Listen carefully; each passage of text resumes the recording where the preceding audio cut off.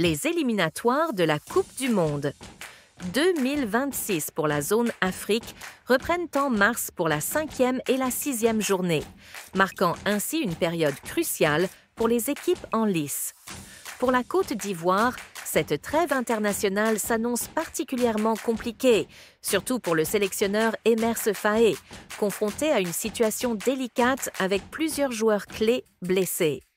En effet, la participation de joueurs comme Emmanuel Latlat, Jean-Michaël Seri, Christopher Opéry, Odilon Kosunu, Amad Diallo et Emmanuel Agbadou au prochain match semble incertaine.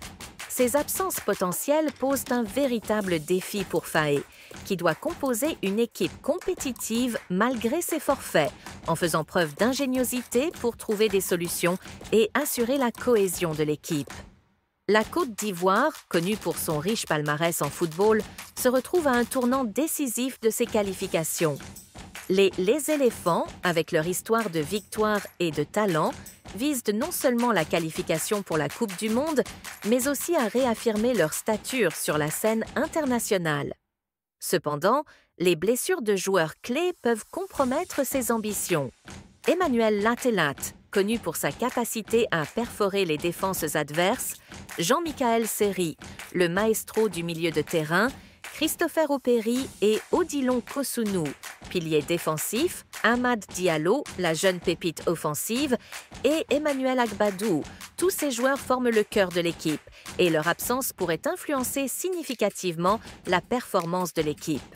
Pour Emers Faé, la première tâche est d'évaluer l'état de santé de chaque joueur blessé.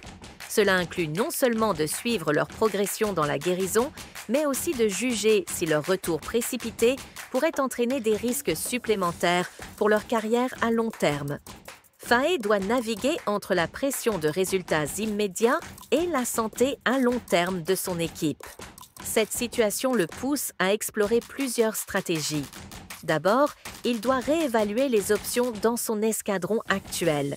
Des joueurs moins utilisés ou des jeunes talents des équipes nationales inférieures pourraient voir leur chance de prouver leur valeur sur la scène internationale.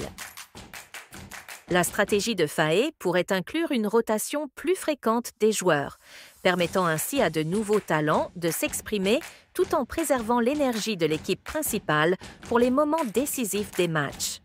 Cette approche exige non seulement une connaissance approfondie des capacités individuelles de chaque joueur, mais aussi une capacité à adapter rapidement les tactiques en fonction des performances et des adversaires. De plus, cette période pourrait être utilisée pour renforcer les aspects tactiques de l'équipe, en travaillant sur des formations alternatives ou des styles de jeu différents, préparant ainsi l'équipe à affronter diverses situations de match sans dépendre entièrement des joueurs blessés. Un autre aspect crucial pour Faé sera de maintenir le moral de l'équipe. Les absences peuvent miner le dynamisme du groupe, mais elles peuvent aussi servir de catalyseur pour unir l'équipe autour d'un objectif commun, surmonter l'adversité. Le leadership de Faé, son charisme et sa capacité à communiquer efficacement seront essentiels. Il devra instiller une culture de résilience et de confiance mutuelle, où chaque joueur, indépendamment de son expérience, se sent valorisé et capable de contribuer significativement. En outre, la préparation physique et mentale des joueurs en bonne santé devra être intensifiée. Les sessions d'entraînement devraient se concentrer sur la prévention des blessures, l'endurance et la cohésion d'équipe, tout en incorporant des exercices qui stimulent la pensée stratégique et l'adaptation rapide. La psychologie sportive pourrait jouer un rôle clé, avec des séances visant à renforcer la confiance et la mentalité de gagnant chez les joueurs, préparant ainsi mentalement l'équipe à des matchs où l'absence de certains joueurs pourrait être ressentie. La gestion de ces matchs de qualification sans plusieurs de ces stars n'est pas seulement un test de leadership pour Faé, mais aussi une opportunité de montrer sa flexibilité et son innovation tactique. Si la Côte d'Ivoire parvient à naviguer à travers ces défis avec succès, cela pourrait non seulement assurer leur place dans la Coupe du Monde 2026, mais aussi renforcer la réputation de Faé comme un stratège capable de surmonter des obstacles majeurs.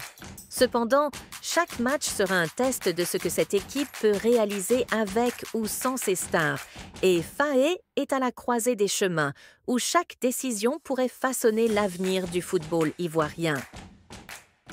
La Côte d'Ivoire, actuelle championne d'Afrique et leader de son groupe dans les éliminatoires pour la Coupe du Monde 2025, est entrée dans une phase décisive de sa campagne. Après avoir brillé dans la récente Coupe d'Afrique des Nations, les éléphants de Côte d'Ivoire affichent une forme éclatante, avec un bilan impressionnant de 3 victoires et un match nul, totalisant 10 points en tête de leur groupe. Cependant, la menace est palpable avec le Gabon, qui suit de près avec 9 points, rendant chaque match crucial pour la conservation de la première place. La 5e journée des éliminatoires, prévue pour le 17 mars 2025, verra la Côte d'Ivoire se déplacer au Burundi.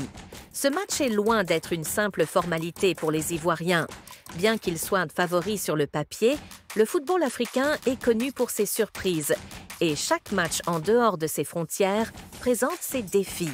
Le Burundi, avec son équipe dynamique et une ambiance hostile à domicile, pourrait bien être le théâtre d'une rencontre serrée.